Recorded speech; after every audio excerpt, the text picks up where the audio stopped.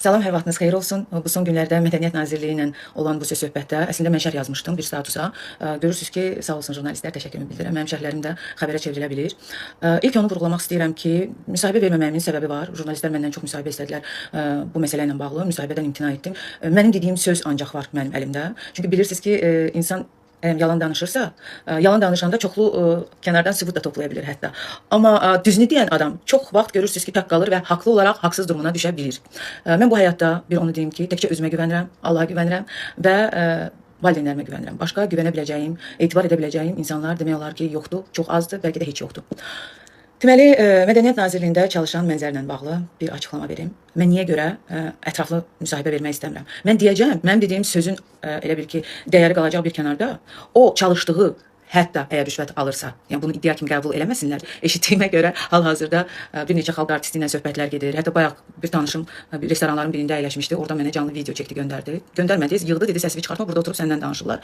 Deməli, Mənzər və bir xalq artisti, hələ ki adını alandırmaq istəmirəm. Durublar orada yeyib içib mənim söhbətimi eləyirlər və o xalq artistləri ki, xalq artisti adını alana kimi kimlərə rüşvət veriblər, kimlərlə görüşüblər, hansı yollardan keçiblər, nələr eləyiblər. Bunları mən açıqlamaq istəmirəm. Bu qalsın onların öz əxlaqına, öz vicdanına. Deməli belə, mən bu sənətə gəlmişəm uşaq vaxtı əslində. İmkan qrupu var idi, mən o qrupun solisti idim. Bunu təsdiqləyə bilən insanlar da var. Hətta hansı ki bizim qrupda çalışırdı, elə biri Anar Mədədovdur. Həmən qrupun üzvü Ağaxan Abdullayevin oğlu Xoşbəxt Abdullayev idi, Sevda Ələkbərzadə idi. Sonra mən gəldim, evdən icazə vermədilər deyə mən musiqidən atmalı oldum. O vaxtı Lenin Saray var idi. Hətta konsertlərdə, 2 günlük konsertdə mən orada iştirak da etmişəm onlarla birlikdə. Amma qorxdum ki, televiziyada yayımlanacaq və evdəkilər biləcək. Evdən icazəsiz gedirdim mən məşqlərə falan. Yəni onlar heç vaxt icazə verməzdilər. Bilirsiniz ki, bizim ailə hamısı hərbiçilərdir və müəllimlərdir. Bizdə o vaxtı bu şey qəbul olunurdu. Mütləq universitetə daxil olmalısan, mütləq ailədə hamının yolunu davam etdirmək kimi belə bir anlayış var idi. Uzun sözün qısası, sonra elə oldu ki, mən erkən yaşlarında ailə qurdum, ana oldum. Yəni musiqiyə həmişə həvəsim olub. Onu mən yəni ki, hamı bilir ki, mən uşaqlıqdan hətta fortepianoya da getmişəm, bənövşə uşaq xoruna da getmişəm. Yəni bütün bu şeyləri qoyuram bir kənara. 2002-ci ildən səhnəyə gəlmişəm və səhnəyə gəldiyim gündən bu gün səhnədə gördüyünüz, hətta xalq artisti adı daşıyan müğənnilərlə eyni səhnələri bölüşmüşük. Yəni çox böyük konsertlərdə, bulvarda, toylarda, nə bilim, hamısı ilə, bu insanların hamısı ilə demək olar ki, biz eyni tədbirlərdə oluruq. Yəni burada kimsə çox iş gördü, kim nə bilim konsertlər elədi, mən onu eləyə bilmədim. Bunlar hamısı maddiyyata bağlı bir şeylərdir. Yəqin ki, siz bunları başa düşürsünüz, bilirsiniz. Mən 3 oğul böyütmüşəm, mən bütün qazancımı uşaqlarımın təhsilinə xərcləmişəm. Yəni mənim üçün həmişə ana olmağım birinci mənim prioritetim olub. Ondan sonra isə qalan vaxtımı, qalan vəsaitimi mən sənətə xərcləyə bilmişəm. Konsertlər keçirmək üçün ya sənin çox yaxşı pulun olmalıdır, komandan olmalıdır, komandaya da pul ödəməlisən, arxan olmalıdır. Yəni bir müğənninin uğur qazanmağı təkcə onun sənəti, intellekti deyil, həm də əxlaqına da bağlı bir şeydir. Həm yaltaqlıq etməyi də bacarmalısan lazımi insanlara. Onlara hətta görün baxım da etməlisən. Arxanda insanlar da olmalıdır, dostlar, tanışlar, sevgililər. Yəni kimlərsə olmalıdır. Sən bəlli bir yol keçməlisən. Bizim sahib elədi, neyim. Yaxşılar çoxdur, amma bu yola ələ atıb uğur qazananların da sayı az deyil. Bizdə hamı pərdə arxası danışmağı, yığışanda 5-10 nəfər öz aralarında danışmağı çox sevir, amma üzə deməyi, sual verəndə hansısa jurnalist doğrunu deməyə çəkinirlər. Mən çəkindiyimə görə susmadım, müsahibə vermədim. Yox. Müsahibəni ona görə vermədim ki, mənim danışdıqlarım sübutsuzdur. Yəni ancaq sözüm var. Mən yəni ki, Mədəniyyət Nazirliyinin bir işçisi var idi, Nərmin. Nərmin gəlib mənə deyəndə ki, o vaxtı bəs gəl mədəniyyət evi verək sənə, köhnə bir mədəniyyət evidir, oranı təmir elə, falan şey elə, bunu elə, onu elə. İndiyə qədər o xanımın adını çəkməmişdim, amma bu gün gəldim gördüm ki, həmin restoranda o xanım da ordadır və az qalırdı mənə desin ki, biz sənə pul vermişik tədbirlərə gələndə, əlim üzümdə qaldı necə deyərlər. Yəni həmin o xanım gəlib bir-bir müğənniləri bu mədəniyyət evlərinə direktor falan bölgələrdə atılmış bir mədəniyyət evlərinə qoyurdu ki, siz oranı təmir eləyin. Əlbəttə ki, dövlət hesabından nazirlik pul siləcəkdi. Müğənnilər oranı öz cibindən təmir etdirəcəkdi və mədəniyyət evinin böyüyüsən deyə, işçisisən deyə sabah sənə təqdimatın veriləcəkdi və sənə ad verəcəkdilər. Əməkdar artist adı almaq üçün mənə bu təklif olmuşdu. Əslində həmin dövrdə ürəyimdən keçdi, amma mən valideynlərim bilirsiniz, anam dedi həyatı boyu elə bir şey ola bilməz.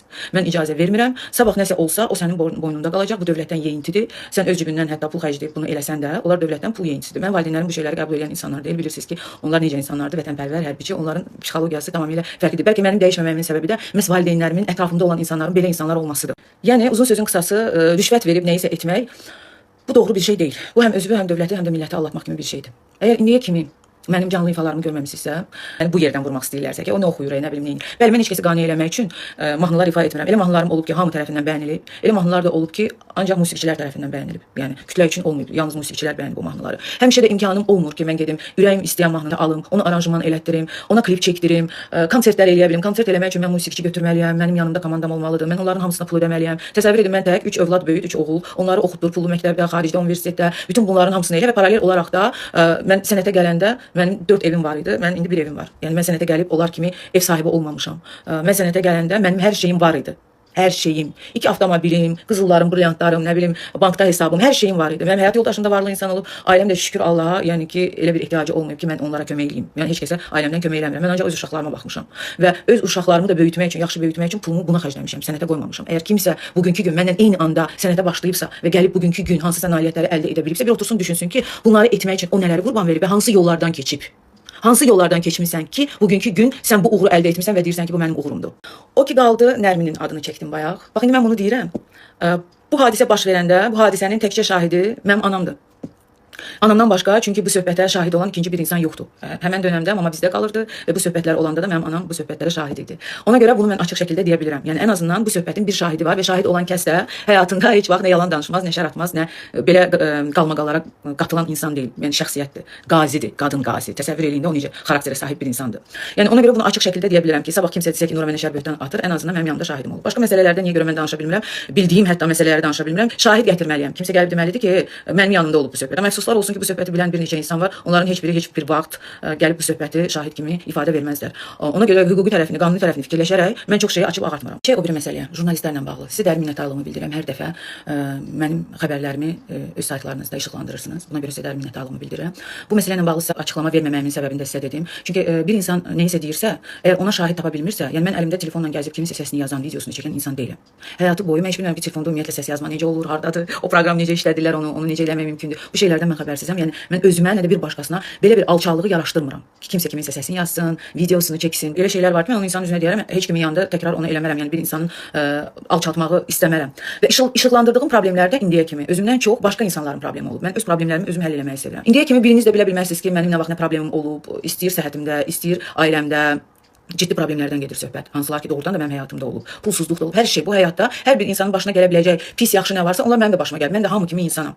Amma kənardan başqa cür görünə bilərəm. Siz məni başqa tərəfdən görə bilərsiniz. Hər insan başqasını özü kimi görür zaten. Onsuz da əxlaqsız məni özü kimi görmək istəyəcək. Yaxşı insan mənim yaxşı tərəfimi görəcək. Nə bilim, paxıl insan məni paxıl kimi görəcək. Yəni uzun uzadı bu məsələni xırdalamaq istəmirəm. Zaten mən hər statusumda bütün bunları hər zaman yazıram. Şər böhtanla da mən həyatı boyu nə kiməsə, nə mənə qarşı, nə kiməsə qarşı, başqasına da qarşı haqsızlıq olunanda susmayan insanam və bunun şahidi sizsiniz. Məni izləyən, məni sevən, hətta sevməyən insanlar bunu çox gözəl bilirsiniz ki, əgər mən nəyisə dilə gətirmişəmsə və yaxud bunu yazmışamsa, burada yalan bir şey ola bilməz. Amma sübutum yoxdur. Mən jurnalistlərə bunu müsahibə formasında desəm, sabah həmən insan gedib deyəcək ki, baxın bu adam mənə şər böhtan atır. Bu yaxınlarda bir jurnalistlə danışdıq. Mənə dedi ki, müsahibə verin, bu haqqda danışın. Dedim, danışa bilmərəm. Çünki rüşvət verən insan həyatı boyu gəlib deməz ki, mən buna rüşvət vermişəm. Hətta rüşvət verən insan o adamın ətrafında, necə ki bugün masasında əyləşib onunla dostluq eləyirlər, dünən başqa biri müğənnilərlə söhbətlər. Yəni bu dəqiqə onun tərəfdaşları, onun dostları, kimlərə ki, həmən insanın Mənzər xanımın yaxşılığı keçib, onlara dəstək olub, onlarla dostluq eləyib, yeyiblər, içiblər, bir-birinə hədiyyələr veriblər, nə bilim, evlərinə gedib gəliblər. O insanlar əlbəttə ki, onun tərəfini saxlayacaqlar. Mən necə durum? Mən tək bu qədər insana qarşı durum deyim ki, bilirsiniz, onlar yalan deyil. Mən haqlı olub düşəcəm haqsız duruma. Amma mənim kimi də haqsız duruma düşən çox müğənnilər var, çox musiqiçilər var. Hətta aralarında xalq artistləri də var, sənəti də, təcrübəsi də milyon dəfə bunlarınkindən artıq olan adamlar var. Mənim kimi çox müğənnilər də var, hansılar ki, belə haqsızlıqlarla qarşılaşırlar. Yəni bu bilirsiniz nə deməkdir? Çox qəribə bir monopoliya yaradılıb həmin bu şəxs tərəfindən müğənnilərlə. Öz müğənniləri var, öz ətrafı var. Əslində hamının dostları var. Yəni burada pis bir şey yoxdur. Hamı öz ətrafına kimlərisə yığır. Bəzi insanlar özlərinə sərf edən insanlarla dostluq eləməyi xoşlayırlar ki, onlardan hər zaman bir-birinə xeyir verirlər, bir-birinə yaxşı da dostluq eləyə bilirlər. Bəzi insanlar fikirləşmirlər ki, bu insan hə mənə bundan xeyir gələr gəlməz. İnsanın öz xasiyyətinə görə, nə bilim hansı başqa xüsusiyyətlərinə görə dəyər verib dostluq eləyirlər. İndi hərənin bir zövqü var, hərənin bir seçimi var. Mən durub heç kimə deyə bilmərəm ki, sən niyə falan kəslə dostluq eləyirsən? Yəni əcəb eləyirsən, düz də eləyirsən. İndi elə dövrdür ki, elə gərək ətrafında sənə xeyri deyən adamlar olsun. Ona görə də mən müsahibə vermədim. Mən sadəcə dedim ki, bu məsələdə rüşvət verən insanlar varsa da, onlar gəlib deməyəcəklər ki, biz buna rüşvət vermişik. Ad almaq məsələsində də vaxtilə rüşvət yığılıb. Bayaq da qeyd elədim, o necə öz yolları var idi. Bəzilərini hansısa teatrlara, nə bilim, harasa işə düzəldirdilər, oradan təqdimatını verirdilər. Yəni belə yolları var idi və pul müqabilində olurdu bu işlər. Bu daha əvvəllər idi. Sonradan əlbəttə ki, çox dəyişikliklər oldu, nazirlər dəyişdi, nə bilim, rəhbərlər dəyişdi, bir çox yerlərdə sistem ümumiyyətlə dəyişdi və kontrol altına alındı. Amma mənim danışdığım şeylər ümumiyyətlə bugünlə bağlı deyil. Bugün onsuz da zaten elə bir şey deyil. Bugün hər bir tədbirdən pul ödənilir və pulu tədbirlərə də определенные люди ruslar demiş. Xüsusi insanlar salınır ancaq. O adamlar da əlbəttə ki, gəlib həmin adamın tərəfini saxlayacaqlar. Mən dedim ki, açıqlamamda, əgər belə bir şey varsa da bir yerdə korrupsiya varsa, bunu korrupsiya şöbəsi və yaxud Hesablama Palatasının hansısa qurumu, kimlərsə, yəni bir qurum araşdırmalıdır. Bizim dediyimiz sözlə biz onu sübut edə bilmərik. Axı kim rüşvət verəndə video çəkir? O necə olur? Onu hansısa bir qurum eləyir də, ya bunu DTX eləyir, ya bunu korrupsiya prokurorluqda edir. Bunu kimlərsə bu qurumlar edir. Onlar araşdıra bilirlər ancaq. Çünki alınan evlər, maşınlar heç öz adlarına olmur bir çox vaxt. Nə qədər məmur tutuldu gördük də. Hamısı onun bunun adına, qohumunun, nə bilim dostunun, tanışının, xalasının, bibisinin adına alınmış əmlaklar idi. Başqalarını daha çox düşündüyümə görə də insanlara haqsızlıq olanda hətta heç vaxt susmuram. Sənət dostları deməyim, müğənnilər deyirəm həmişə. Sənət dostları sözündən xoşum gəlmir. Sənətdə dostluq etməyi bacaran insanların sayı çox azdır. İstər-istəməz hamı bir-birində konkurensiya görür, bir-birini həzm edə bilmir, bir-birinin uğruna, sanki onun uğrunu oğurlamısan kimi hiss edirlər. İnsanların belə xüsusiyyəti var. Bəlkə bütün sahələrdə belədir. Ümumiyyətlə mən çalışıram həmişə özüm də show biznesin bir parçası olduğuma görə, müğənnilik sənətində olduğuma görə hörmətlə yanaşım. Yəni heç kimi də durub mühakimə etmək, kim niyə bunu belə elədi, yoxdur. Mən ancaq konkret problemləri işıqlandırıb ondan danışa bilərəm. Bir də ki, insanların bir-birinə olan münasibəti var ümumilikdə. İnsaniyyətdən, bəşəriyyətdən, nə bilim fəlsəfi fikirlər falan bu kimi şeylər yazıram. Və bu şeylərin mənə heç bir xeyri yoxdur, bu mənə pul qazandırmır. Bu hətta məni bir çoxları ilə düşmən edir. Çünki mənə baxıb özlərini görmürlər deyə, mən fərqlənirəm deyə onlardan. Onlar demək istədiklərini demirlər, kimisə özünə gülürlər. Mən onlar deyəndə bəzilərini nəzərdə tuturam. Bizim sənətdə o qədər ləyaqətli, şərəfli insanlar var ki, onlar göz önündə deyirlər deyə bəlkə də bir çoxunuzun onların ləyaqətli insan olduqlarını bilmirsiniz bəlkə də. Bizim sənətdə çox yaxşı insanlar var. Amma göz önündə olanlar bəziləri bunları gözdən salır, bizim sahəni gözdən salır. Bunu mütləq deməliydim. Uzun danışdım, vaxtınızı aldım. Mən dinlədiyinizə görə sizə təşəkkürümü bildirirəm. Deməyə çox sözüm var, bunun davamı olacaq. Salam, hər vaxtınız xeyirli olsun. Mən demişdim ki, ardı var. Elə oldu ki, mənim indiyə qədər görüşə bilmədiyim, ümumiyyətlə uzaqdan-uzağa ancaq tanıdığım insanlarla biz bir araya gələ bildik. Ayrı-ayrılıqda hərəmizin öz mübarizəsi olmuşdu indiyə kimi. Hətta 6 ay bundan əvvəl Mədəniyyət Nazirliyindən şəxsən hər birimizlə ayrı-ayrılıqda əlaqə saxlayıb, hər birimizin ərizəsini də almışdı bəzi məsələlərlə bağlı.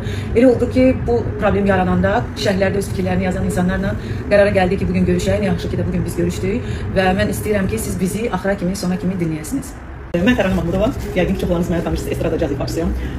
Heç bir zaman, heç kim haqqında şikayət eləməyəm, vəziyyət o yerə gəlib çatıb ki, həyatda heç bir bu ətrafımda oturan musiqiçiləri görməmişdim. Bugün bir yerə yığışıb, axıb ki, öz sözünüzü deməliyik. Əziz dostlar, siz başa düşün ki, vəziyyət o qədər gərgindir ki, neçə illər bu sənətlə məşğul olub, müsabiqə qalibi olan, festivallarda iştirak edən, konsertlər verən bir mən, dünyanın məsələn məşhur caz musiqiçisini bura dəvət edən, gürcü caz musiqiçilərinə konsert verən bir musiqiçi kimi, həmçinin Azərbaycanda caz vokalı inkişaf etdirən bir adam kimi və həmçinin Azərbaycanı dünyada təmsil etmək istəyən bir caz vokalçı kimi mənim bütün yollarım bağlanır Mədəniyyət Nazirliyi tərəfindən, ən əsası da ki, Mənzər Nurəliyev tərəfindən bağlanır. Dəfələrlə müraciət eləmişəm, demişəm, mən sizdən çox xahiş edirəm, Azərbaycanınızı təmsil etmək istəyirəm. Mən sizdən nə istəyirəm ki, Azərbaycanınızı təmsil etmək istəyirəm ki, bizdə də caz vokal olsun, başa düşürsünüz? Bizdə də caz vokal inkişaf eləsin. Caz pianoçularımız çoxdur, ancaq caz vokal məsələsində biraz bizdə əksiklik var. Yəni niyə görə başqa yerlərdə caz vokalçılar var, qonşu ölkələrimizdə, ancaq bizdə yox. Və inanın ki, utana deyirəm bunu, xəcalət çəkirəm. Görün nə vəziyyətdə mənim kimi insanı çatdırırlar ki, bugün sizin qarşınızda bunu deyirəm. Professional musiqi ilə məşğul olan bir insan, hansı ki, həyatımı sənətə həsr eləmişəm.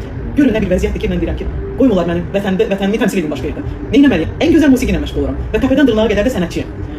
Və mənə elə gəlir ki, bu söhbətlərdən sonra, bu danışıqlardan sonra Mənzər Nurəliyev haqqında bir ölçü götürürlər. Çünki artıq bıçaq sümüyə dirənir, yəni belə. Mən də salamlayıram izləyiciləri. Mən Şəhriyar Musayev, kamança ifaçısı, 2013-cü il beynəlxalq və respublika müsabiqələr laureatı, 2022-ci il beynəlxalq onlayn kamança festivalının Grand Prix mükafatçısı. Bəli, Nura xanımın çıxışını izlədim. Zaten biz 6 ay bundan qabaq mənim sənət dostlarım, milli musiqi ifaçıları Alma xanım, Pərviz Qasımov, Məsim İslamov, bir çox ifaçılar bu problemlə bağlı öz səhifəmizdə və aidiyyatı qurumlara şikayətimizi etməyimizə baxmayaraq çox təəssüf olsun ki, bu günə qədər bu problem öz həllini tapmadı. Və bu gün də qərar aldıq ki, biz bunu bir masa arxasında müzakirə eləyək və bu problemin həqiqətən də həlli tapılmasına, həll olunmasını istəyirik. Bəli, bu illərlə bu problemlər davam edib. Bir sənətçi olaraq 2013-cü ildən bəri bizim qastrol səfərlərimiz, mənim adıma gələn dəvət məktublarına imtinalar və yaxud da alternativ ifaçıların təklif olunması və mən bunu öz səhifəmdə də işıqlandırmışdım ki, qastrol səfərlərinin birində məhz Mənzər Nurəliyeva üçün parfüm təkliflər olmuş ki, komanda olaraq müəyyən bir məbləğdə təklif edək ki, Mənzər xanım hədiyyəsi gedib çatmalı. Bu məsələləri işıqlandırmışdıq. Bizə də Nazirliyin Daxili Nəzarət Şöbəsindən Fərid müəllim də zəng eləmişdi və bir çox insanlar bizimlə əlaqə saxladı. Və təəssüf olsun ki, o məsələ həllini tapmadı və son günlərdə Nura xanımın yenidən işıqlandırdığı bu məsələ yenidən səs-küyə səbəb olub, yeni qarşı tərəfin narahatsızlığına və narahatsızlığına səbəb olub. Və əslində bunlar havadan bir sözlər deyil və bunlar hamısı yaşanılmış və bizim başımıza gələn və bizə yaşadılan bu negativ yönlü hadisələr davam edir və baxmayaraq ki, bugün hər kəs öz professiyasını, öz sənətini davam elətdirir, hər kəs öz ixtisasında, peşəsində fərqi yoxdur. Tərənnə xanım olsun, Alma xanım olsun, Pərviz Qasımov olsun, Nura xanımız olsun, hər kəs öz işini doğru icra etməyinə baxmayaraq təəssüf olsun ki, dövlət tədbirlərinin təşkilatçısı bu məsələlərdə həqiqətən bizi bilmirəm, özünə qarşı düşmən görür, özünə qarşı nə kimi görür, onu siz izləyicilərin şərhinə buraxıram və düşünürəm ki, Nura xanımın işıqlandırdığı, yenidən işıqlandırdığı bu məsələ aidiyyatı qurumlar tərəfindən öz həllini və aidiyyatı qurumların köməkliyi ilə məhz o ki, dövlət tədbirlərinin təşkili şöbəsinə nəzarət edən Mənzər Nurəliyevanın haqqında düşünürəm ki, bir tədbir görüləcək. Hər kəsi salamlayıram. Mən Alma xanım Əhmədli. 2017-ci ildən bəri Azərbaycan Dövlət Televiziyasının solisti kimi fəaliyyət göstərirəm. 2018-ci ildən bəri Beynəlxalq Muğam Mərkəzinin solistiyəm və 2014-cü ildən etibarən səhnə fəaliyyətim davam edir. Bu illər ərzində bir çox solo konsertlər vermişəm, albomlarım işıq üzü görüb, müəyyən layihələrim olub sənət fəaliyyətində. Bugünkü şikayətimin məğzi Mədəniyyət Nazirliyinin işçisi Mənzər Nurəliyeva haqqındadır. Uzun müddətdir mən və bir çox sənət adamları, adlarını çəkməyəcəm çünki siyahı uzundur. Hətta bununla bağlı şikayət ərizələri də yazmışıq biz Mədəniyyət Nazirliyinə. Buna baxmayaraq hələ ki bizə cavab gəlir ki, araşdırma gedir, amma nəticə yoxdur. Uzun müddətdir həm mənimlə, həm də digər sənət nümayəndələrindən bağlı müəyyən tələbləri olub bu insanın. Sənət adamlarına qeyri-etik davranışları var. İllərdir və bu davam edir. Onları alçaldırmışcasına tədbirlərdə davranışları var. Mən özüm də bunun şahidiyəm. Qeyri-etik davranışları var və vəzifə səlahiyyətlərindən sui-istifadə edir. Mən və bir çox sənətçilərin dövlət tədbirlərində iştirakına mane olur, siyahılardan adımızı sildirir və bu siyahılarda onun öz yaxınlıq etdiyi, öz dostları, rəfiqələri, müəyyən tələblərinə cavab verən dostları və öz yaxınları bu siyahılarda daima yer alır. Buna misal olaraq ən sonuncu səfərimizdən danışmaq istəyirəm. Özbəkistanda keçirilən Azərbaycan Mədəniyyət Günlərində təxmini 10-15 günə yaxın məşqlər oldu. Cənab nazir Abdülkərim tərəfindən mən bu siyahıya salınmışdım. Bu konsertdə iştirakım onun tərəfindən mümkün olacaqdı. Amma bir gün qalmış Mənzər Nurəliyeva öz piyanistinin, yəni onun müəyyən işlərini görən Nərgiz xanım və piyanist onun əli ilə, hətta onun telefonundan mənə zəng açaraq dedi ki, səni bu konsertdən sildirirəm. Və təbii ki, mən də 15-20 günümü bu konsertdə sərf etdiyimə görə ondan bunun səbəbini tələb etdim. O mənə hədələyərək sənin yaşın imkan vermir ki, sən məndən açot alasan, hətta bu kimi qeyri-etik bir ifadə işlətdi mənə qarşı. Ümumiyyətlə tək mənə qarşı yox, bir çox sənətçilərə qarşı onun davranışı qeyri-etikdir. Amma mən həmin günü Adil Kərimlə yenidən müraciət elədim. Elə gecədən yenidən mən o tədbirdə çıxışım bərpa olundu və mən Özbəkistana getdim. Və bu konsertdə uğurla çıxış elədim, çox da bəyənildi, gözəl qarşılandı. Və mənimlə yanaşı həmin gün bir neçə ifaçı da çıxarıldı. Baxmayaraq ki, onlar 15-20 gün məşqə gəlmişdilər. Yəni biz vaxtımızı sərf eləmişdik və bunun qarşılığında da cəmi 300 manat pul almışıq 2-3 aydan sonra. İndi mövzu bu deyil ki, ondan sonraki bütün tədbirlərdə o öz qeyri-etik əməllərini icra elədi mənə qarşı, məni bütün tədbirlərdən sindirdi. Təbii ki, bu tədbirlər qarşılığında Mənzər xanımın müəyyən tələbləri var, mən və digər sənətçi dostlarımdan. Amma çox təəssüflər olsun ki, biz əlimizdə kamera və yaxud səs yazma aparatı ilə gəzmədiyimizə görə bunları fakt kimi sizlərə göstərə bilmirik. Amma bir çox, hətta 20-yə yaxın şikayət ərizəsi var Mədəniyyət Nazirliyinin daxili nəzarət şöbəsində. Buna baxmayaraq, hələ ki, bu şikayətlərimiz cavabsız qalır. Mən və sənət dostlarımın məqsədi qarayatma kampaniyası aparmaq deyil. Biz Türk dövlət qurumlarından rica edirik ki, bu məsələ şəffaf, təmiz və qaranlıq şəkildə araşdırılsın. Şahid ifadələrimizi qəbul eləsinlər. Rüşvət tələb olunması iddiaları və vəzifə səlahiyyətlərindən sui-istifadə iddiaları araşdırılsın. Mənzər Nurəliyeva hansı sənətçilərlə yaxın münasibəti, dostluq münasibəti varsa, bütün dövlət tədbirlərində, əksər dövlət tədbirlərində siyahıya onları saldırır və hətta bizim kimi sənətçiləri bu siyahıdan sildirir, bizim yerimizə də onları saldırır, xarici səfərlərə öz yaxın dostlarını göndərir. Artıq bu proseslər uzun illərdir ki, davam edir. Hətta bundan əvvəlki keçmiş 3 nazirin vaxtından belə Mənzər Nurəliyeva bu prosesləri icra edir. Mən xahiş edirəm ki, hər bir sənətçiyə öz əməyinin qarşılığında, öz sənətinin qarşılığında dəyər verilsin və o insan hansısa şəxsi münasibətlərin qurbanına çevrilməsin. Mənə canlı video çəkdi, göndərdi. Göndərmədi, yığdı, dedi səsini çıxartma, burada oturub səndən danışırlar. Deməli Mənzər və bir xalq artisti, hələ ki adını adlandırmaq istəmirəm. Durublar orada yeyib içib mənim söhbətimi eləyirlər və o xalq artistləri ki, xalq artisti adını alana kimi kimlərə rüşvət veriblər, kimlərlə görüşüblər, hansı yollardan keçiblər, nələr eləyiblər, bunları mən açıqlamaq istəmirəm. Bu qalsın onların öz əxlaqına, öz vicdanına. Deməli belə, mən bu sənətə gəlmişəm uşaq vaxtı əslində. İmkan qrupu var idi, mən o qrupun kim nə bilim konsertlər elədi, mən onu eləyə bilmədim. Bunlar hamısı maddiyyata bağlı bir şeylərdir. Yəqin ki, siz bunları başa düşürsüz, bilirsiniz. Mən 3 oğul böyütmüşəm, mən bütün qazancımı uşaqlarımın təhsilinə xərcləmişəm. Yəni mənim üçün həmişə ana olmağım birinci mənim prioritetim olub. Ondan sonra isə qalan vaxtımı, qalan vəsaitimi mən sənətə xərcləyə bilmişəm. Konsertlər keçirmək üçün ya sənin çox yaxşı pulun olmalıdır, komandan olmalıdır, komandaya da pul ödəməlisən, arxan olmalıdır. Yəni bir müğənninin uğur qazanmağı təkcə onun sənəti, intellekti deyil, həm də əxlaqına da bağlı bir şeydir. Həm yaltaqlıq etməyi də bacarmalısan lazım insanlara.